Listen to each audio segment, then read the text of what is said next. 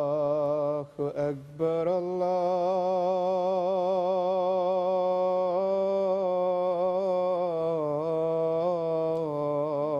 الله أكبر الله أكبر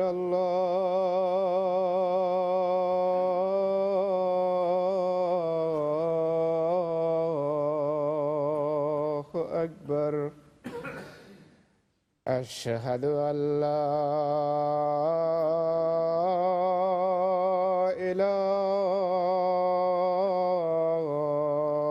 إله إلا الله أشهد أن لا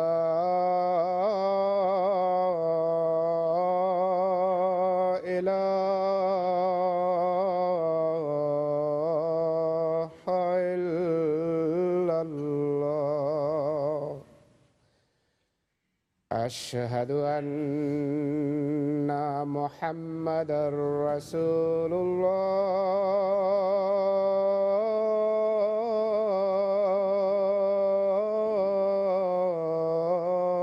الله أشهد أن محمدا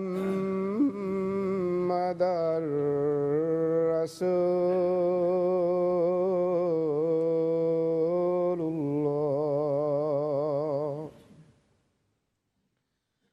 حي على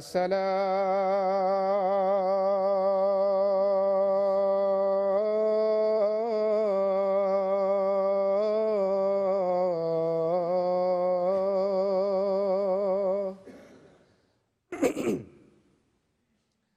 حي على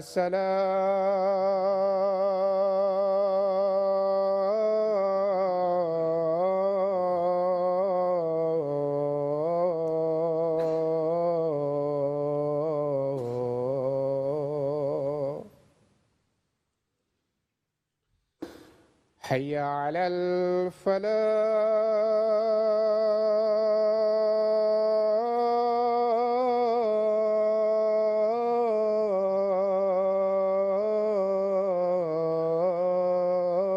الفلاح حي على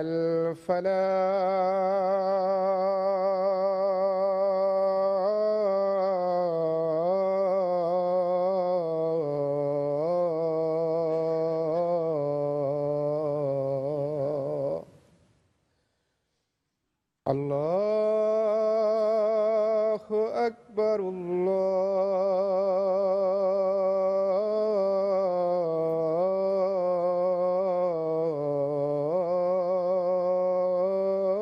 الله أكبر لا إله إلا الله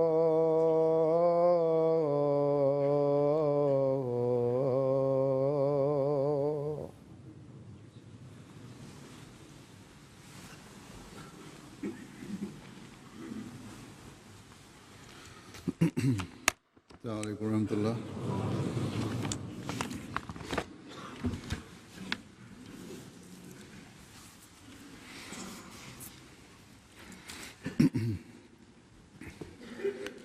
أشهد أن لا إله إلا الله وحده لا شريك له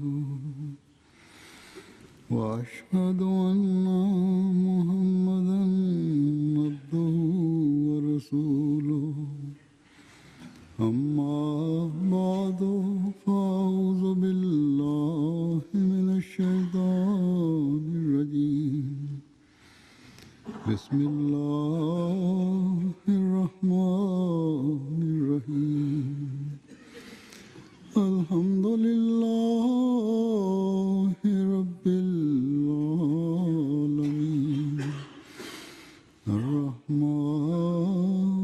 الرحيم مالك يوم الدين إياك نعبد وإياك نستعين اهدنا الصراط المستقيم صراط الذين أنعمت عليهم غير المغضوب عليهم ولا الضالين.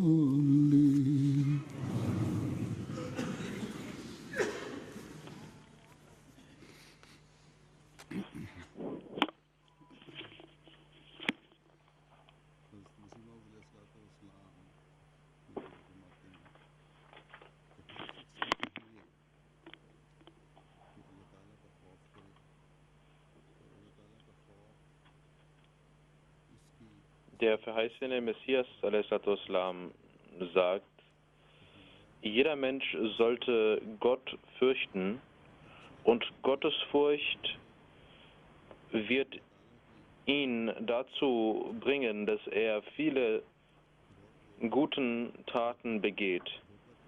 Dann sagt der verheißene Messias a.s.w., ein rechtschaffener Mensch ist jener, der in den Augen Gottes rechtschaffen ist. Viele Leute betrügen sich selbst, indem sie glauben, sie seien Muttaqi, Rechtschaffene. Doch Muttaqi ist nur jener, der von Gott Muttaqi genannt wird. Das ist also die Ermahnung, die wir beachten sollten. Und wenn wir diese beachten, dann werden wir in der Lage sein, die Pflichten gegenüber Gott zu erfüllen. Und ebenso werden wir in der Lage sein, die Pflichten, die die Menschheit hat, zu erfüllen. Die Pflichten, die wir gegenüber anderen Menschen haben. Doch wenn wir glauben, dass wir tugendhafte, gläubige Menschen sind, die die Pflichten gegenüber Gott erfüllen, aber irgendeine künstliche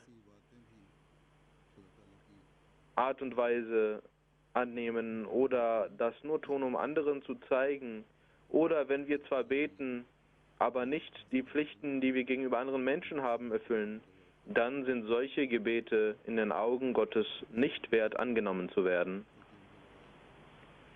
Das sind keine Gebete, die zum Wohlgefallen Gottes führen können. Und das ist der eigentliche Zweck des Gottesdienstes. Ich werde heute eine Überlieferung in Form einer Ermahnung vom heiligen Propheten Muhammad sallallahu alaihi wasallam, die er Hazrat Muaz machte, vorlegte. Diese werde ich heute Ihnen vorlegen. Der heilige Prophet Muhammad sallallahu alaihi wasallam sagte eines Tages zu Hazrat Muaz: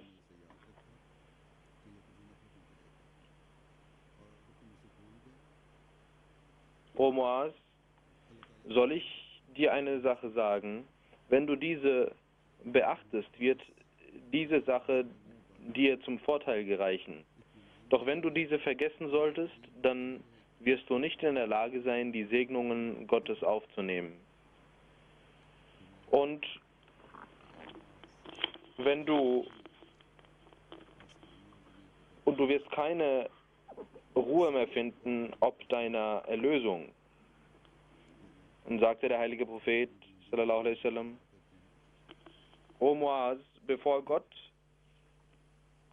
Himmel und Erde erschuf er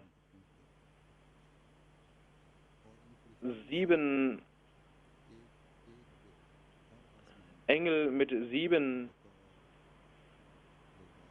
Ebenen, und von diesen Engeln hat er in jedem Himmel einen bestimmt, der dort ein Wächter ist. Und seine Aufgabe besteht darin, dass sie nur solche Menschen eintreten lassen sollen, denen Gott dies erlaubt. Der heilige Prophet sallallahu alaihi wasallam sagte, diese Engel, die den täglichen Ablauf des Menschen aufschreiben, diese Engel gehen zum Himmel und nehmen den täglichen Ablauf des Tages eines Menschen und sie glauben, dass diese Taten gut waren und sie glauben, dass diese Menschen gute Taten begangen haben und diese auch. Doch wenn sie diese Taten zum ersten Himmel bringen und dem Wächterengel sagen, wir möchten diese Taten vor Gott führen, eines Menschen, der gottesfürchtig war, das sind sehr schöne, reine Taten. Daraufhin sagt der Engel, warte, du darfst nicht hier durchgehen, du sollst zurückgehen und jener Person, denen diese Taten gehört, diese Taten auf ihr Gesicht zurückschmeißen. Und der Wächter sagt, Gott hat mir befohlen, hier zu stehen und ich soll keinen Menschen, die Taten keines Menschen durchlassen durch diese Tür, welcher übel über andere redete. Und diese Person, von denen du die Taten bringst, ist ein Mensch, der jederzeit üble Nachrede praktiziert. Er ist jemand, der über andere schlecht redet. Der heilige Prophet sallallahu alaihi wasallam sagte, dann kommen Engel und bringen Taten eines anderen Menschen zum Himmel. Diese Engel redeten miteinander und sagten, diese Taten sind sehr rein und der Mensch ist ein sehr aufrichtiger Mensch und hier gibt es keine üble Nachrede, die dieser Mensch begangen hat. Und der erste Wächter lässt diese Taten hindurch. Doch wenn diese Engel zum zweiten Himmel kommen, sagt der Wächter an diesem zweiten Himmel, halt, kehrt zurück und werft diese Taten dem Menschen ins Gesicht zurück. Daraufhin sagen die Engel, oder sagt der Wächterengel, ich bin der Engel, der darauf achtet und wurde von Gott befohlen, dass ich keine Taten hier durchgehen lassen darf von einem Menschen, welcher hochmütig war und stolz war und in seiner Gesellschaft seine eigenen Taten hochhält und von ihnen berichtet. Diese Person, von der ihr diese Taten hierher gebracht habt, ist ein Mensch gewesen, der stolz und hochmütig war und in Gesellschaften und Gemeinschaften von seinen guten Taten berichtete. Der heilige Prophet Muhammad sallallahu alaihi wasallam sagte, dann gibt es eine weitere Gruppe von Engeln, die die Taten eines dritten Menschen zum Himmel bringen und diese Taten waren in den Augen dieser Engel auch ein sehr leuchtendes Beispiel und Licht und sie dachten, dass dieser Mensch auch fastete, betete, spendete und die Engel sagten, dieser Mensch Gottes ist ein sehr guter Mensch, der aufgrund des Wohlgefallens seines Herrn sich bemüht und weder üble Nachrede noch Stolz waren in diesen Taten vorhanden. Deswegen ließen die Engel, die Wächter vom ersten und zweiten Himmel diese Taten durch. Doch als die Engel zum dritten Himmel kamen, sagte der Wächter, der Engel, der als Wächter vorgesehen war, er sagte, halt, kehrt zurück zu dem Menschen und werft ihm diese Taten in sein Gesicht zurück.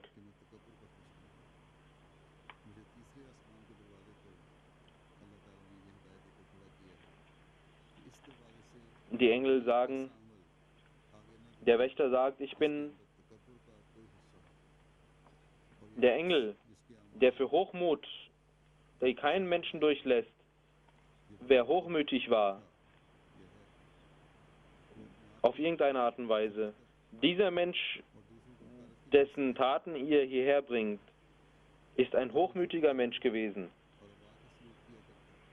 Er dachte, dass er alles ist und alle anderen schlecht sind. Und er geht hochmütig mit den Menschen um. Und er ist jemand, der seinen Kopf immer hochhält, seine Nase immer hochhält. Ihr glaubt, dass seine Taten gut sind, doch Gott wird seine Taten nicht annehmen. Dann sagte der heilige Prophet Muhammad sallallahu alaihi wasallam, dann wird eine vierte Gruppe von Engeln die Taten eines vierten Menschen zum Himmel bringen. Diese Taten werden für die Engel so aussehen wie leuchtende Sterne. Dieser Mensch hatte gebetet, hatte Gottes gedacht, hatte Hajj gemacht, hatte Umrah gemacht. Und die Engel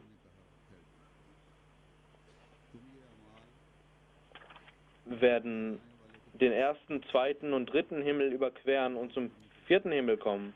Und der Wächter wird sagen, halt.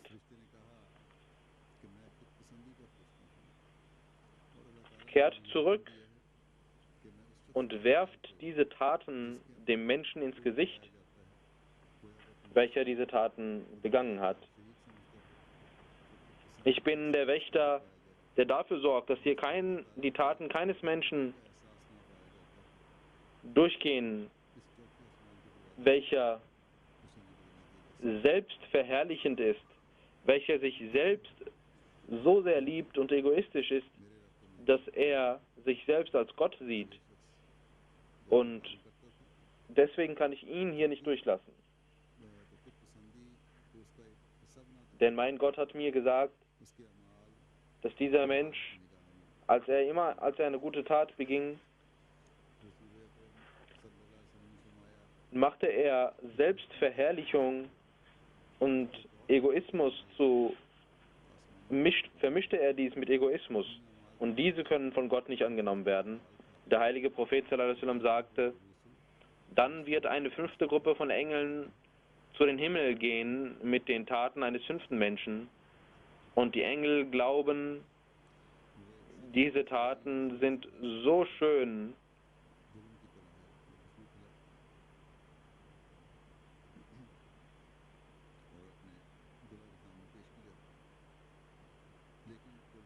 wie eine mit Schmuck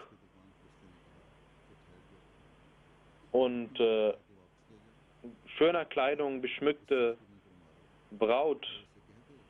Doch als sie zum fünften Himmel kommen, sagt der Wächter, halt, kehrt zurück zu dem Menschen und werft ihm diese Taten in sein Gesicht und sagt ihm, Gott wird nicht deine Taten annehmen, denn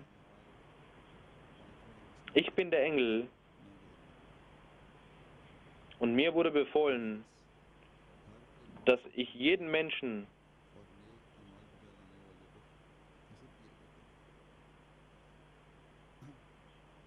der neidisch war auf andere Menschen, hier nicht durchlassen kann.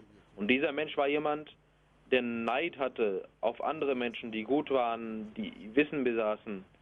Deswegen kann ich die Taten dieses Menschen nicht durchlassen. Jedes Mal, wenn er einen guten Menschen, einen wissenden Menschen sah, wurde er neidisch. Und deswegen kann ich ihn nicht durchlassen. Dann sagte der heilige Prophet Muhammad sallallahu alaihi wasallam, eine sechste Gruppe von Engeln wird die Taten eines sechsten Menschen zum Himmel kommen und durch die ersten 5 Türen durchgehen und zum sechsten Himmel gehen. Dies waren Taten, in denen das Gebet, das Fasten, die Zakat, Hajj, Pilgerfahrt, Umrah vorhanden waren. Und die Engel dachten, dass alle diese Taten sehr liebevoll von Gott angenommen werden würden. Doch als sie zum sechsten Himmel kamen, sagte der Engel, der zum Wächter vorgesehen war, halt, bleibt stehen. Dieser Mensch war ein Mensch, der nicht gnädig war zu den anderen Menschen. Und Gott hat mir hier bestimmt, um solche Taten von Menschen, die ungnädig waren, nicht durchzulassen. Kehrt zurück und werft diese Taten in das Gesicht jenes Menschen und sagt ihm, du hast in deinem Leben dafür gesorgt, dass du nicht gnädig warst zu den Menschen, sondern ungerecht warst. Und Gott wird dir nicht gnädig gegenüber sein, weil du selbst nicht gnädig zu den Menschen bist. Der heilige Prophet Muhammad sallallahu alaihi wasallam sagt, dann werden einige weitere Engel die Taten eines 7. Menschen zum Himmel führen und zum 7. Himmel gelangen. In diesen Taten wird sein Gebet sein, das Fasten, die Gebote des Fiqh. Er wird ein sehr genügsamer Mensch sein.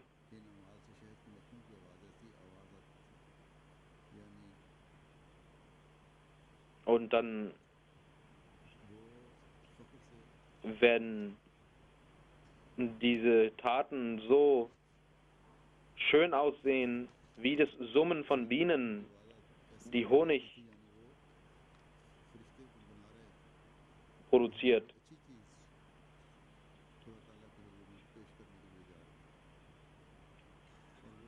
Das heißt, die Engel werden summen und werden singend zu dem Himmel gelangen und sagen, wir präsentieren eine sehr schöne Sache unserem Gott gegenüber und seine Taten leuchten wie die Sonne.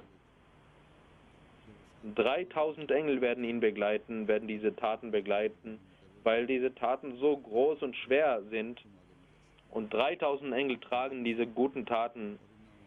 Und als sie zum 7. Himmel gelangen, sagt der Wächter, der dort vorgesehen ist, halt, ihr könnt nicht hier durch, kehrt zurück und werft diese Taten diesem Menschen ins Gesicht und verschließt sein Herz, denn Gott hat mir gesagt und mir befohlen, dass ich solche Taten ihm nicht geben kann,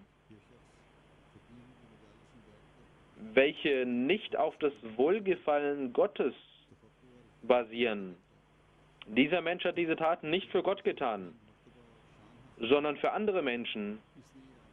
Er hat mit Stolz seine Nase hochgehalten und gesagt, wie schön seine Taten sind und hat deswegen in diesen Gesellschaften geredet, damit man ihn lobpreist. Er hat also diese Taten nicht gemacht, meinetwegen, sondern damit man gut von ihm redet, damit er zu einem großen Besurg wird, damit die großen Wissenden seines Namens gedenken. Jene Tat, die nicht für Gott allein getan wird und irgendeine Form von Künstlichkeit oder Schau trägt, kann nicht vor Gott getragen werden. Und der Engelwächter wird sagen, ich darf diese Taten nicht durchgehen lassen. Kehrt zurück und werft diese Taten dieser Person wieder ins Gesicht. Der heilige Prophet Muhammad sallallahu alaihi wasallam sagt, dann kommen weitere Engel und nehmen die Taten eines Menschen zum Himmel und alle 7 Engel lassen, alle 7 Wächter lassen diese Taten durch und haben nichts auszusetzen und sagen, diese Taten sind gut. Er zahlte die Zakat, er fastete, er betete, er machte die Pilgerfahrt, er machte die Umrah, er hatte gute moralische Eigenschaften, er machte Zikr Ilahi und die Engel begleiteten diese Taten und brachten diese Taten durch alle Tore hindurch und kamen zum Hofe Allahs und stellten sich vor Allah hin und sagten, O Allah, o unser Herr, dieser Mensch hat immer deiner gedacht, hat immer dich angebetet und wir bezeugen seine guten Taten, seine Aufrichtigkeit. Er begeht immer gute Taten und verbringt seine Zeit in deinem Gehorsam. Er ist sehr aufrichtig. Er hat keine Schwächen. Und sie lobpreisten diesen Menschen vor Gott. Gott sagte zu den Engeln,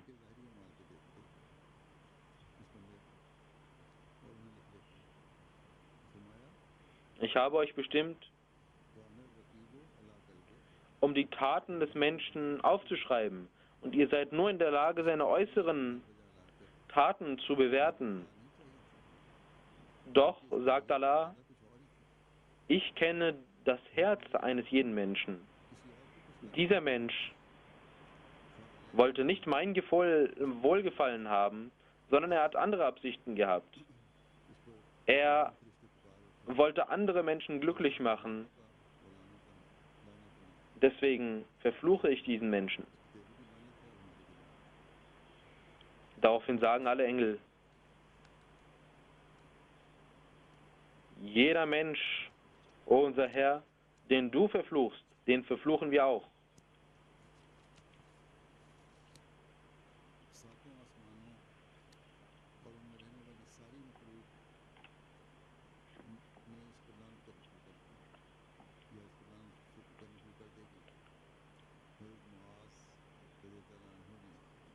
Und alle Geschöpfe des Himmels und des Universums verfluchen diesen Menschen und fangen an, diesen Menschen zu verfluchen, wenn Gott ihn verflucht.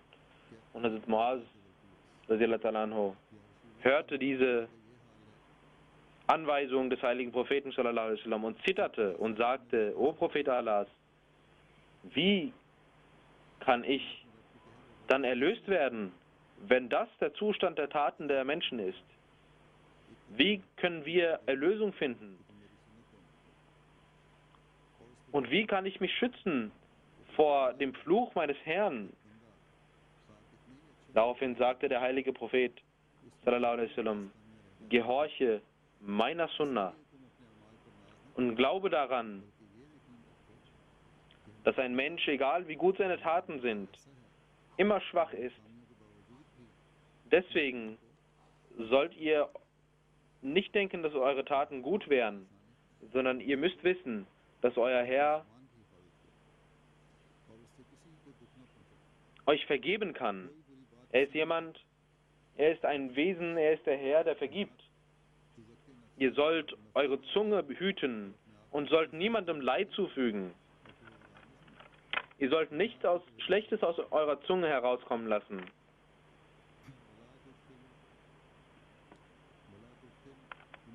Und glaubt nicht, ihr seid rechtschaffener als andere Menschen, noch sollt ihr eure Rechtschaffenheit bekannt geben.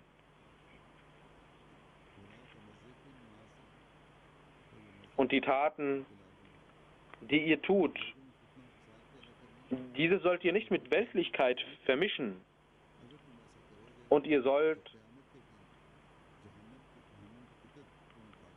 nicht Unfrieden zwischen den Menschen stiften und Streit sehen, denn wenn ihr das tut, dann wird am Tage des jüngsten Gerichts werden die Hunde der Hölle euch zerreißen, wenn ihr Unfrieden stiftet.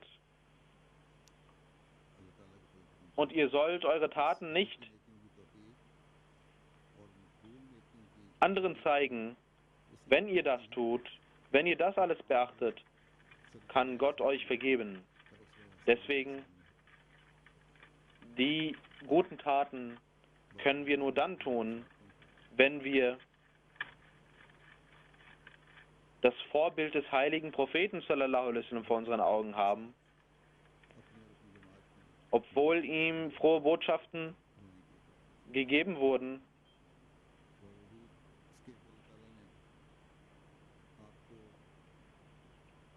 hat er immer mit Schmerz gebetet, obwohl Allah dem heiligen Propheten,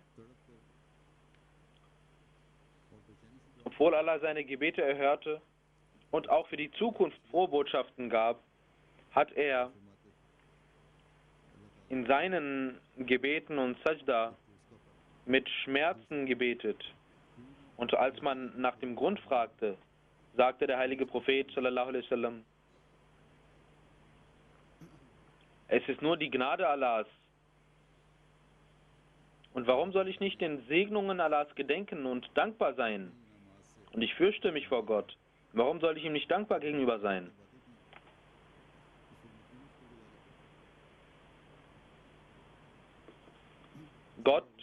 hat mir viele Segnungen gegeben und Versprechen für die ganze Umma. Warum soll ich nicht dankbar sein Gott gegenüber? Dieses Vorbild hat der heilige Prophet sallallahu alaihi wasallam uns vorgelegt. Und wenn es um die Pflichten gegenüber den Menschen ging, hat er, ohne zu unterscheiden, jedem Menschen Gutes getan. Jedem Bettler hat er gegeben. Jeder hat von seiner Gnade profitiert. Jeder hat von seiner Liebe und seinen Segnungen profitiert. Diese Furcht Gottes ist es, die wir bei den Gebeten haben sollten. Und der heilige Prophet sagte, ihr sollt so beten, wie ich gebetet habe. Ihr sollt so dankbar sein, wie ich dankbar war. Ihr sollt so die Segnungen Allahs in euch aufnehmen, wie ich dies getan habe. Und ihr sollt die Pflichten gegenüber anderen Menschen so erfüllen, wie ich dies getan habe. Wenn ihr meinem Vorbild folgt, ohne eure Taten in den Vordergrund zu stellen, dann werdet ihr in der Lage sein, die Segnungen Allahs anzunehmen. Doch wenn ihr glaubt, dass ihr gute Taten begeht und euch darauf verlasst, dann könnt ihr nicht die Segnungen Allahs in euch aufnehmen.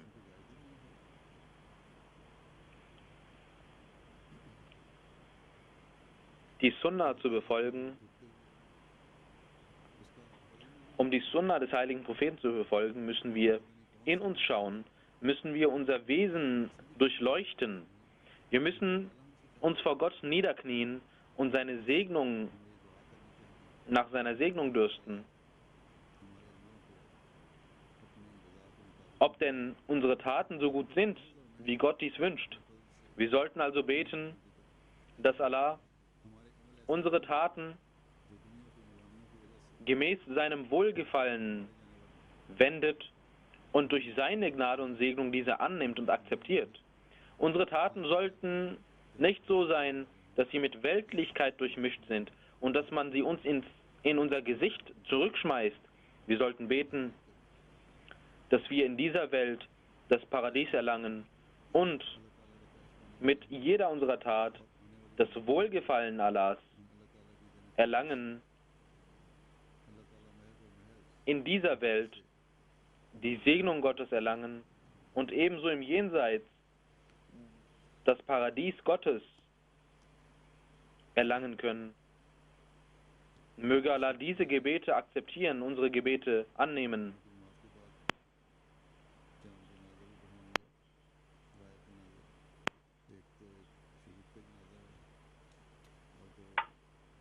Ich werde nach dem Jumma-Gebet einige Namaz Janaza verrichten in Abwesenheit ein Shahid und 2 weitere verstorbene Menschen.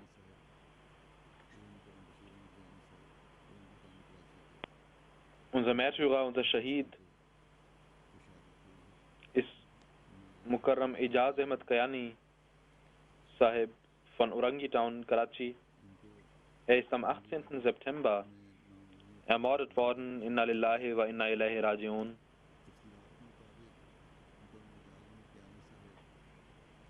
In Orangi Town haben ihn 2 unbekannte Menschen getötet.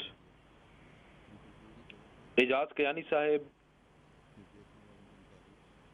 ging morgens um 7:30 Uhr am 18. September von seinem Haus und war nicht unweit von seinem Haus.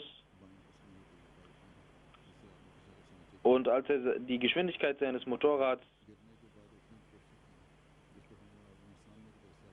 aufgrund des Verkehrs reduzierte, kamen 2 Motorradfahrer und schossen auf ihn. Und als er aufstand, feuerten sie noch einmal, feuerten auf seine Hand und dann auf seine Brust 3-mal. Als er stürzte, feuerten die Menschen noch einmal auf seinen Kopf und er verstarb. Inna lillahi wa inna ilaihi rajiun. Am 21. August im letzten Monat wurde sein Schwager Mansur Kiani Sahib ebenfalls zum Shahid gemacht und ermordet. Und die Ahmadiyyat kam in dieser Familie durch die Onkel seines Vaters, durch zwei Onkel seines Vaters, die im Jahre 1936 das Bait machten und der Jamaat sich anschlossen.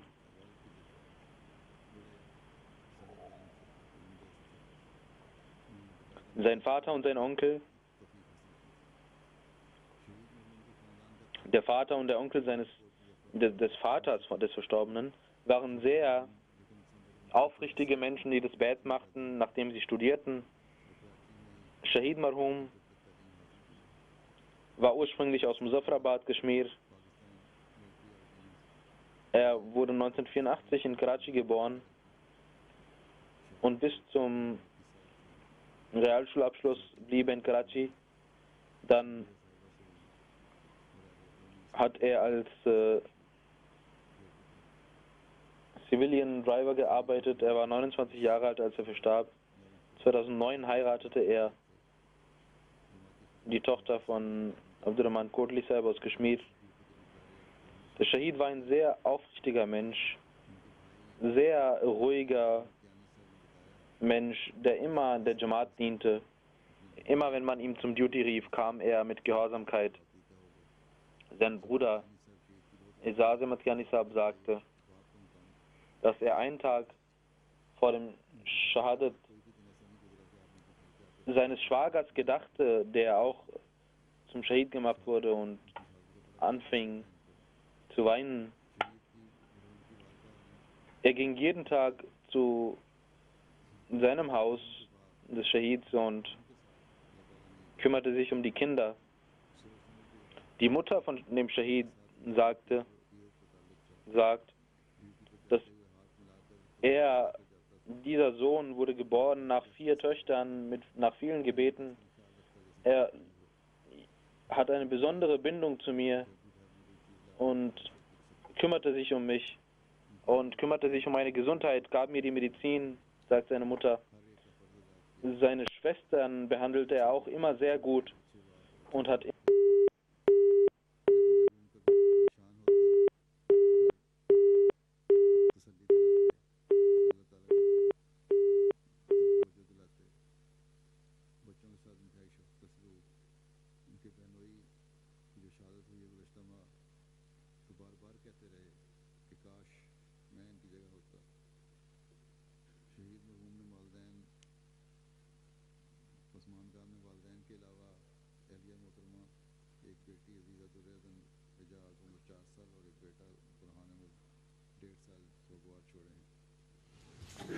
Karachi में हालात इस लिहाज से ख़ास तौर पर बहुत ख़राब हैं। लगता है कि एक टोला है जो अहमदियों की टारगेट किलिंग कर रहा है। इस मकसद के लिए ख़ास तौर पर मुकर्रर किया गया है। अल्लाह ताला इनकी पकड़ के भी जल्द सामान पैदा फरमाए।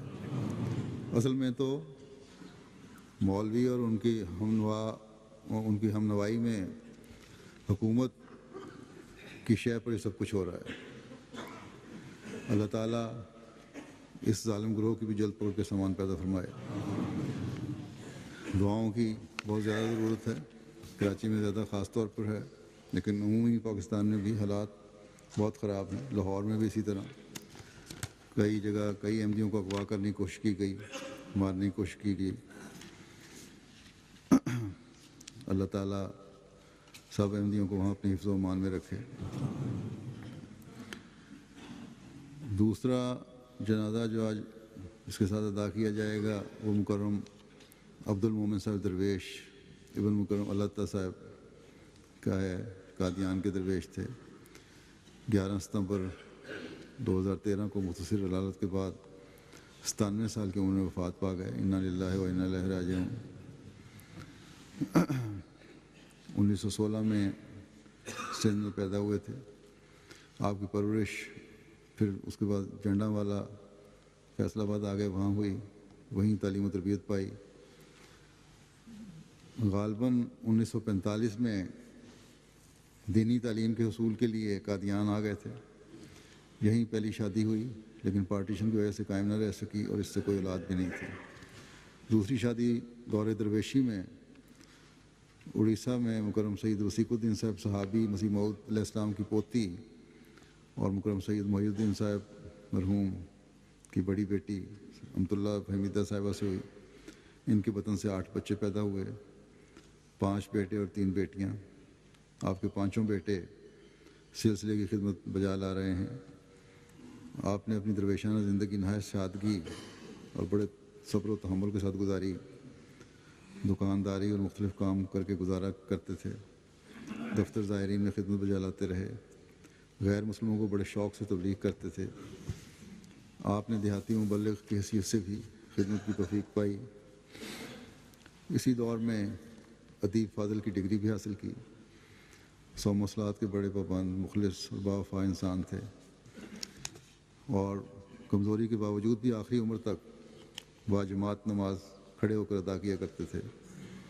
कुरान करीम से बहुत शगफ था, बाकायदगी से तिलावत करने वाले थे, Gebote मौसीकी थे। Gottes gekümmert und hat gebetet तीसरा und जनाजा है मुकर्रम शेख रहमतुल्लाह साहब का, जो in aufrechter Position und im Stehen gebetet, obwohl er sehr alt war. Er hat den Heiligen Koran mit einer besonderen auf eine besondere Weise rezitiert. Der dritte Janaza ist von Sheikh Rahmatullah Sahib, der nach einer kurzen Krankheit am 12. September im Alter von 94 Jahren verstorben ist. Er hat 1943 die Jamaat, die Ahmadiyyat angenommen, im Alter von 24 Jahren, und im Jahre 1946 ging er nach Lahore und dann nach Karachi und hat bei Shah Nawaz Sahib gearbeitet.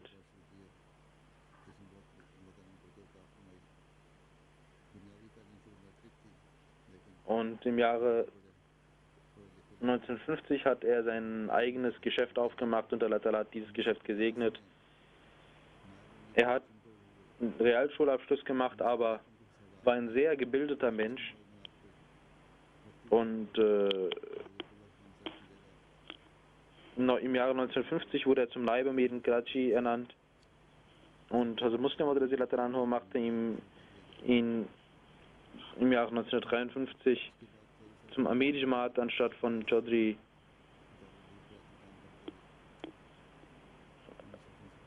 von Chaudhry Asdullah Khan Sahib, weil er krank war. Er arbeitete als Amir Karachi bis 1964. Im Jahre 1953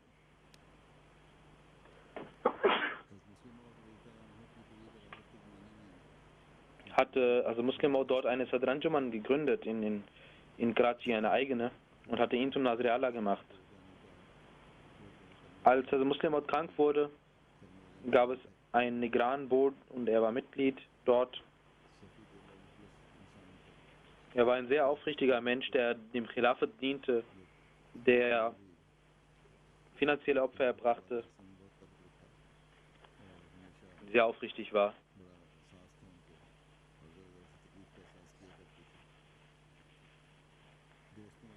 Er hatte auch eine besondere Beziehung zu mir. Nach meinem Khilafat hat er auch sich um jeden Schmerz gekümmert und hat seine Freunde auch immer unterstützt, auch finanziell unterstützt. Hat viele, viele Freunde auf der ganzen Welt gehabt.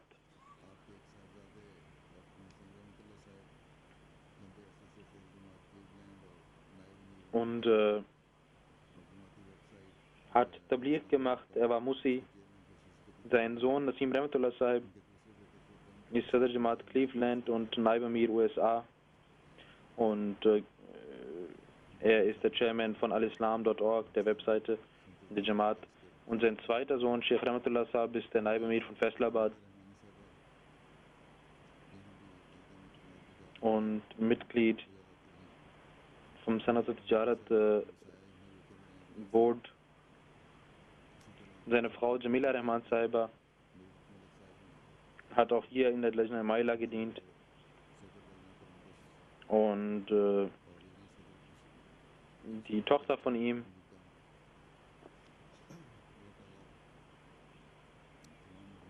ist Sadr Lajna und Regionalsadr in den USA